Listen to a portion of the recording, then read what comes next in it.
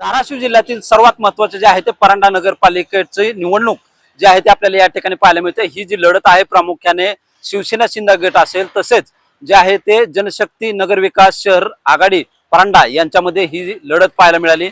यामध्ये आपण पाहू शकतो 2 डिसेंबरला जे आहे ते मतदान झाल्यानंतर जे आहे ते ईव्हीएम मतदान पेट्या जे आहे ते या ठिकाणी आणण्यात आले आहेत। सध्या हे करमाळा रोडवरील डॉक्टर बाबासाहेब आंबेडकर हे शासकीय मुलांचे वसतिगृह आहे, या ठिकाणी जे आहे ते या मतपेट्या ठेवण्यात आलेले चित्र आपल्याला या ठिकाणी पाहायला मिळते। यामध्ये या ठिकाणी पाहू शकतो की पोलीस प्रशासनाचा जे आहे ते सशस्त्र जे आहेत पोलीस या ठिकाणी बंदोबस्ताला असल्याचं चित्र जे आहे ते आपल्याला या ठिकाणी पाहायला मिळते। यामध्ये या बंदोबस्तासाठी जे आहे ते स्थानिक पोलीस कर्मचारी 25 तसेच एक SRPFचे एक सेक्शन युनिट जे आहे ते देखील या ठिकाणी असल्याचं चित्र आपल्याला या ठिकाणी पाहायला मिळतंय।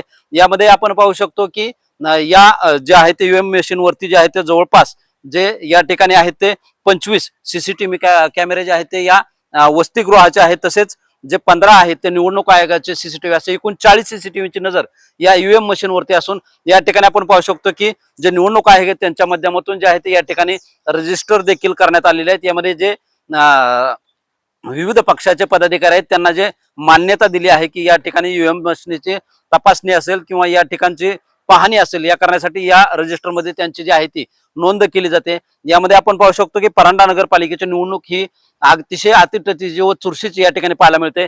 या नगरपालिकेच्या निवडणुकीवेळी जे आहे ते काहीसा आपण पाहतोय की ज्यावेळेस ऑब्जेक्शन होतं त्यावेळेस देखील गोंधळ पाहायला मिळाला होता। मतदानाच्या दिवशी देखील किरकोळ जे आहे ते गोंधळ झाल्याचं चित्र या ठिकाणी पाहायला मिळतं। तसेच अंधश्रद्धेसारखे देखील उमेदवारांच्या अंधश्रद्धेसारखे देखील प्रकार या निवडणुकीमध्ये घडल्याची प्रकार आपल्याला पाहायला मिळते। त्यानंतर हे आमदार तानाजी सावंत असतील, तसेच माजी आमदार राहुल मोठे असेल, तसेच बाकीचे उद्धव बाळासाहेब ठाकरे गट असेल, इतर जे पक्ष एकत्रित येऊन शिवसेना शिंदे गटांच्या पुढे हे जे आव्हान उभं राहिलं होतं, यानंतर या ठिकाणी मतदान प्रक्रिया पार पाडल्यानंतर ईव्हीएम मशीन सध्या या ठिकाणी सुरक्षित स्थळी असल्याचं आपल्याला पाहायला मिळतंय। यामध्ये 21 डिसेंबर रोजी नेमका निकाल कुणाच्या बाजूने लागणार हे पाहणं गरजेचं असून सध्या ही निवडणूक जी आहे ते या निवडणुकीकडे संपूर्ण धाराशिव जिल्ह्याचं लक्ष असल्याचं आपल्याला या ठिकाणी पाहायला मिळत आहे। शीतल कुमार मोठे, TV9 मराठी, परांडा, धाराशिव।